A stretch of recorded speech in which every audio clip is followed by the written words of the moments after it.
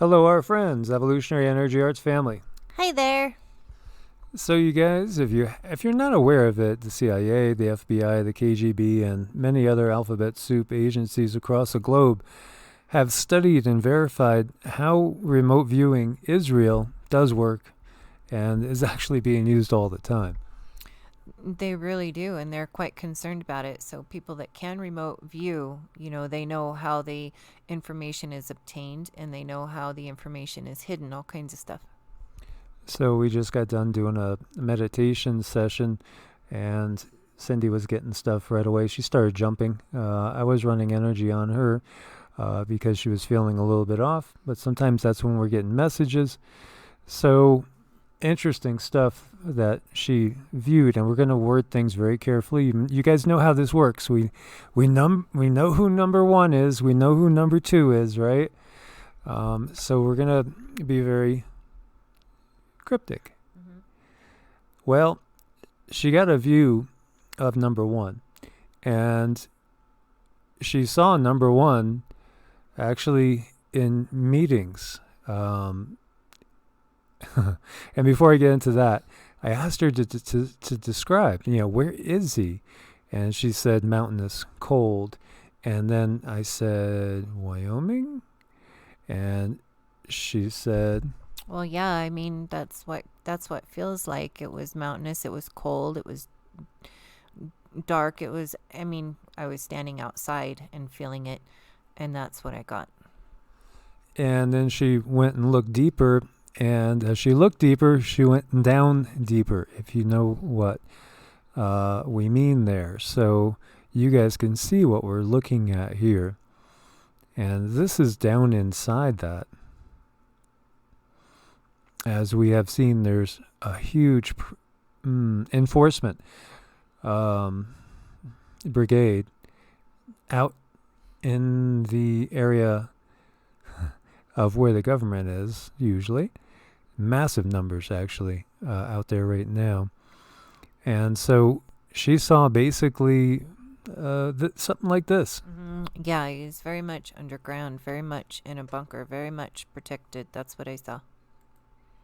And she also saw that around him were beings, and beings that she recognized by their suits as being part of the GF, Yeah. if you guys know what we're talking about here. So interesting, because what she got was that there has been some sort of, how would you word it? Um, well, I don't know. There's been some decisions that have been made. There's been things determined to help us, but at the same time, there's been other decisions made that could go against those that are trying to help us. And in regards to that dark entity that encompasses this planet and that is rapidly enforcing its will in really mind-bending fashion right now, it's kind of, if we could just take a step back and look at everything that's going down right now, it's like one of the biggest power plays we've ever seen on a global scale. It's incredible what's going on right now. And it's revealing itself. It's coming almost right out into the open. If you want to call it that great dragon from Revelation, well, it's asserting its influence and it's exposing itself in so many ways.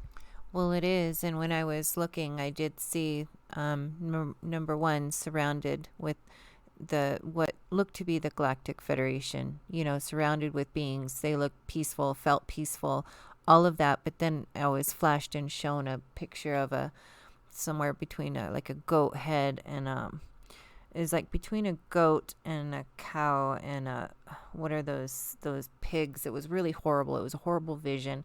And then they told me that there's something the cabal is doing. Be careful with what you're saying. Sorry. They're putting energy toward harming any good intent that has been done. And so you got that there was what would have been interpreted as a breaking of agreements, sort of like, overstepping lines, so to speak, perhaps even jumping on board with what is being perceived by number one to be something that's more powerful than the power structure that the darkness that encases the land, the great dragon of Revelation, so to speak. Almost like number one is seeing the inevitability, perhaps, of things, and is looking to make a change if possible, but it's trying to. Well, yeah, that's what he wants to do, and that's what's upsetting the other side of things is he did cross those lines. He wasn't supposed to. He has. So things are really, really far up in the air right now.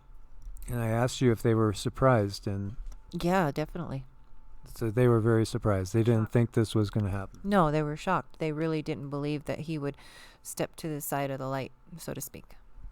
Yeah, and so that's interesting because what this period is all about is us facing our shadow side.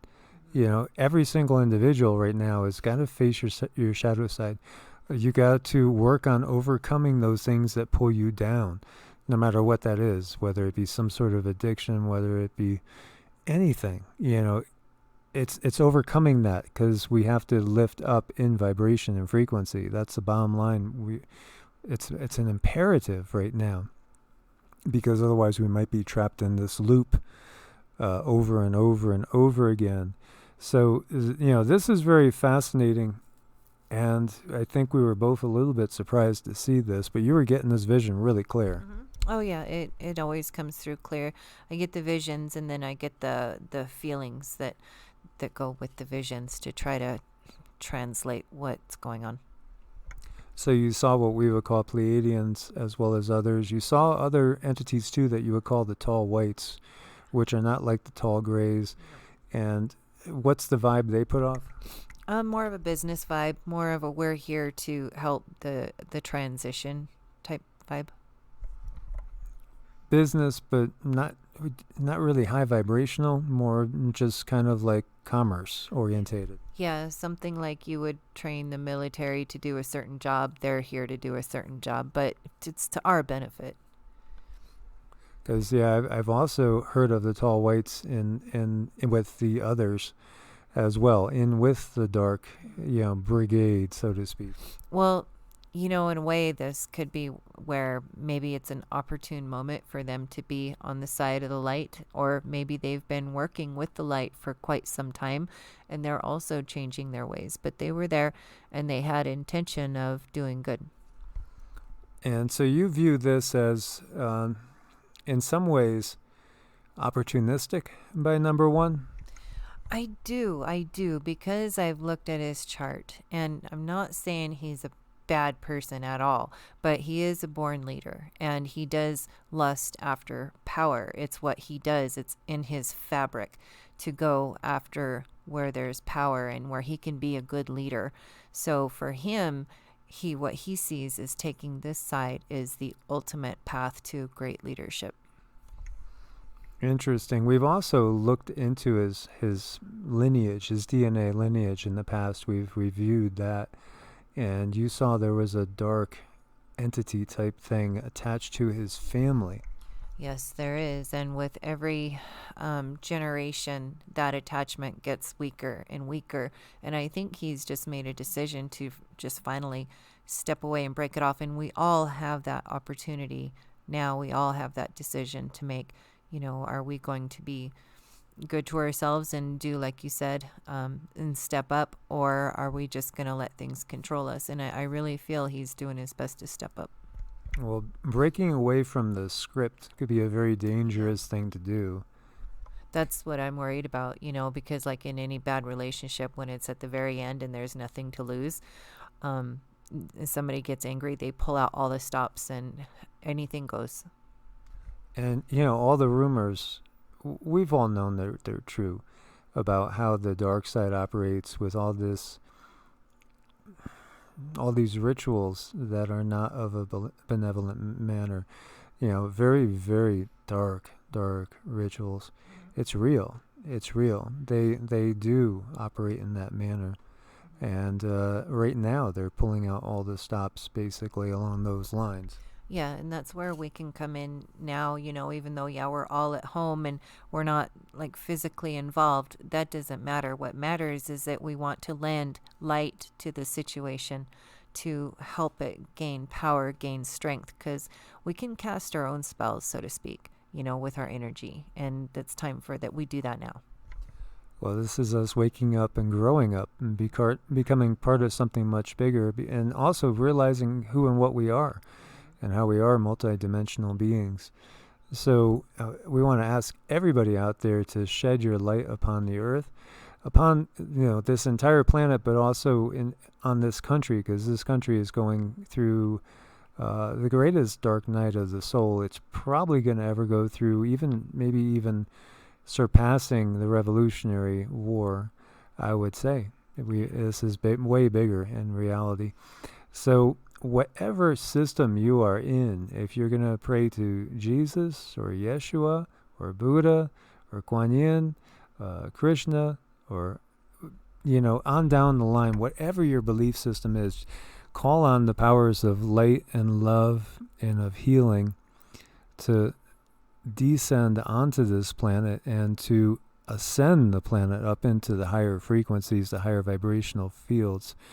Ask that the darkness be removed.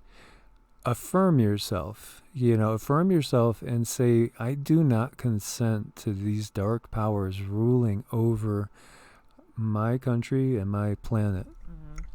Most definitely. And since we are growing up, our souls are getting smarter, and we're, you could say we're like little toddlers kind of learning about our light and learning about our abilities right now, especially if you're listening to this channel. Most of the time, if you know better, you do better. And now that we know what our energy can do, let's put it to use. Yeah, so call on the angelic realm and, state your intent that you want nothing more to do with the dark powers that are dominating humanity, desecrating the planet, and destroying the life that we have here around us. And then the next job after that is to be open to how that is to take place, because things will fall together the way we intend for them to, but we don't know exactly how everything's going to fall together. So be open to how that's going to happen.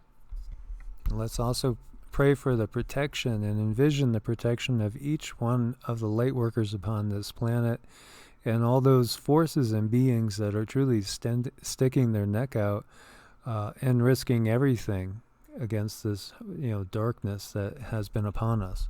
Absolutely. Let's please do that. Lend your energy toward that too. Yes, may peace, love, and light descend upon the planet and pull it into a place of harmony and brotherhood, sisterhood, unity consciousness. May forgiveness flow, and may the darkness go. I love it. As always, guys, thanks for your support on Ko-Fi and Patreon. Make sure you're subscribed. God bless, and namaste. Namaste.